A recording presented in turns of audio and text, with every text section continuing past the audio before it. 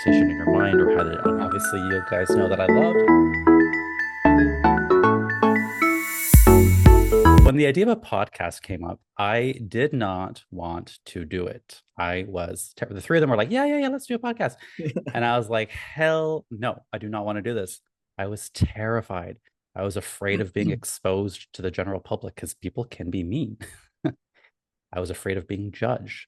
And yet, deep down, I knew that I had to do it. My fears were loud, overwhelming. What about this? What about this? And there was so much being thrown at me in my brain. But that little whisper of intuition said, do it. And so I knew I had to.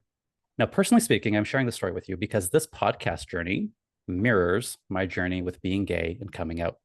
In that regard, I was in my teens and 20s, and I also felt a very, very strong resistance to being gay. I spent years wishing and praying I wasn't. I had a fear of being exposed.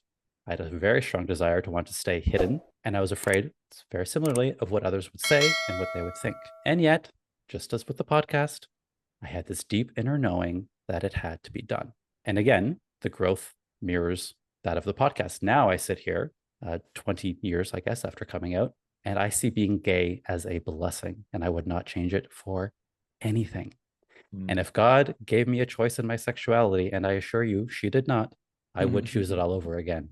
I want to add a little bit of context to this before we jump in, okay? I live in Canada. I'm a white, cis, able-bodied man, and I was able to get an education, and I had a family that overall supported me. And I know full well that that affords me privilege that not everyone has. And I think that needs to be said right from the top, right? So as we have this conversation about why we love being gay, we need to consider those factors. Nevertheless, I do believe strongly that everyone has the potential to celebrate their sexuality. Yet we must also recognize that this process is more challenging for some than others. That cannot be discounted, okay? It's challenging, but not impossible.